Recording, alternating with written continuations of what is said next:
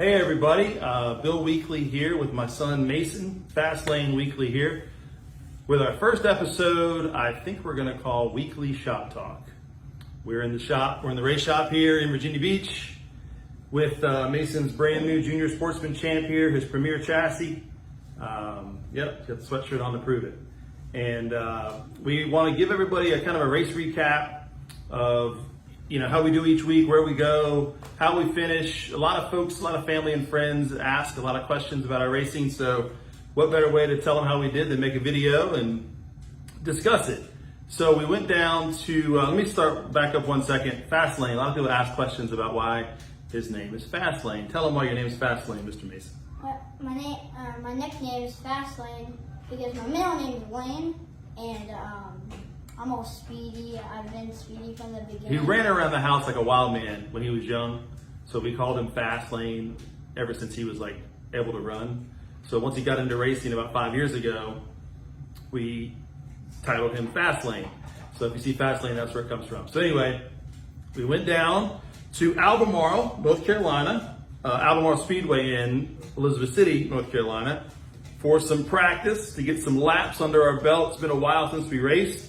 Been a while since we've been to Albemarle. So we went down, the weather was beautiful. The track was great. Tate did a fantastic job with the track. So I'll let Mason give us a little recap. We have a big race coming up next weekend. So we went down to get some practice for our first BDKA race. So how did our race day go, Mason? First practice. First practice, he got off to a really rocky start. Literally. Yeah, literally. We must have hit a bump or a rock, most likely a big rock, and it bent it threw the chain off, threw the chain guard off. Yep. Bent some stuff.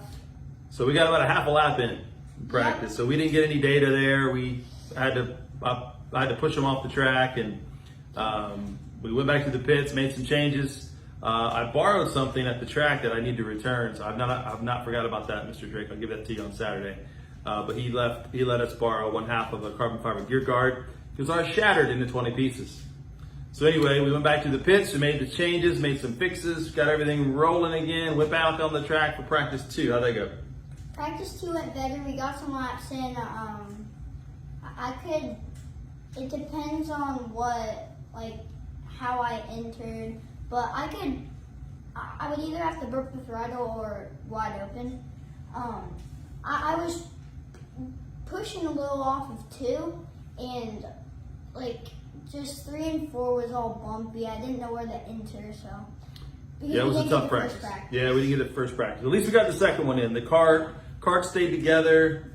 The gear stayed on the cart. The chain stayed on the cart. So we got 10, 12 really, really good laps. So next up is qualifying. We had 6 total carts, which was fantastic to see for Albemarle on a Saturday night. Not usually that many Junior Sportsman Champs down there, but I think we're going to run there quite a few Saturday nights because there were 6 of them there, and we had a great time and a great field. So tell us about qualifying. Qualifying went. It was like the first practice. Nothing broke, but it was not good. So Dad didn't know what to do with tires. I didn't know where to enter 3, as I was saying. And in racing terms, we overdrove the track for qualifying, right? Yes. Yeah, normally in qualifying you can hold it wide open or run pretty quick or just burp the throttle, but actually 1 and 2 off of 2 was perfect. That was my favorite part of the track, but entering 3 was tough. Yeah, it was a big bump there. So we ended up qualifying 3rd, which is good, respectable. Out of 6, we would like to have qualified better, but hey, that's racing. So we went back to the pits and cleaned the cart up, made a gear change, picked out a really, really good set of tires for the feature, and then we went out for the feature. How'd our race day go? How'd the race go? Our race went all right. Not the best race we've ever done, but not too bad. So what happened was we passed Avery because I let off the throttle because I knew the track was getting worse and worse. So When you say the track gets worse and worse, what's that mean? It's getting looser. You can't hold the throttle down as much as I did in qualifying or like the second practice was the best of the tracks. So you're running, start third, now you're running second. Second, I'm stalking Anthony because I'm being patient. Don't want to make my move too early. You don't want to wreck Anthony, right? Because that would be a dirty driver. Yeah. And we don't do that. I'm not that way. Right. And usually halfway through, you see the cross flags. I was waiting for that. I don't keep track of the laps. So I was waiting for that. I was thinking, when that halfway mark goes, I'm gonna really try and get by Anthony. Because Anthony had a good kart too. We both were on top of it, I would say. Yep. And so how'd the race day? How'd the race end? So I don't know what happened. I think I just got loose into the corner trying to pass Anthony or something. And the car jacked sideways. I turned to the right, couldn't save it in time. And caution flies were spun out where you get back to 5th, 6th, somewhere like that. And we work our way all the way through the pack to 3rd. And they cut the race 3 laps short due to time limit. It's only 3 laps, just last race. That would have made a huge difference. Yeah, we might have been able to catch maybe Bryson or maybe Anthony. Bryson could have caught Anthony with 3 laps to go, but they cut it short. But hey, we didn't go down there really to win. Obviously, we wanted to win, but the main purpose of our trip down there was to get ready for this coming up Saturday, which none of this could be possible without the help. Sponsors. Yes, our partners. Yeah. Who we got? Who's on the top here? The top, Advanced Financial Group. Who runs that outfit? You. No, who runs that? Tim Good. Mr. Good runs that outfit. I work for Tim Good. Yeah, all right. You work for Tim Good. So if you need a home loan, who do you call? Call my dad for home. All right, cool. Who we got here? Town Insurance with Travis Law. If you need any insurance, car insurance, home insurance, boat insurance. I don't even know. There's so big trailer insurance that haul go-karts down the range. Okay, yeah, you get the point. Travis is awesome. And Wendy and Lee Clemens were actually at the racetrack that.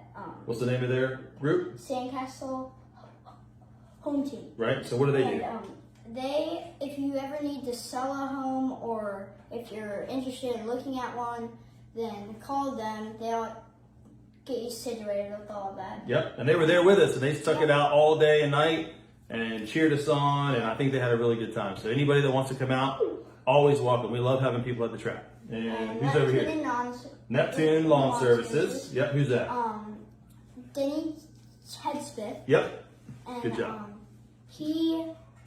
If you need anything like with the flower bed or the yard, he built us a good patio and a trail beside our house with a big fireplace. Yep, Denny's the man. Yeah, he's really good. And then we had a couple new sponsors come on last week. Yeah, I want to thank Aunt Tammy and Uncle Daryl. They gave us money. They helped us out. Big thanks to them. And who else? And the Downs Dental Care. They, if you need any fillings, any cleaning, they're the reason why I have a gorgeous smile. And that's Jason and Paige Downs at Downs Family Dental. So they came on board as well. So we are very lucky and grateful to have those partners. We're going to do our best this year to represent you and race in a way that would make you proud. And please support these folks that have supported us. None of this would be possible. Racing is very expensive, as most of y'all know. So all the help from our partners is so appreciative. One, I'm going to bring in a special person. There she is. This is Mason's big sister. I'm so tall. Look. She's a minute older. Sit down, chump. She's going to be our photographer and our videographer. So look for more videos. More videos, some photos. She's going to do some editing and maybe put stuff to music for us. Maybe we have the next film director here. But anyway, thanks for watching and listening. This will wrap up our week 1 weekly shop talk with Mason Fastlane Weakley, Hannah Jane Weakley, and we'll see you guys next weekend at the track. God bless. Bye.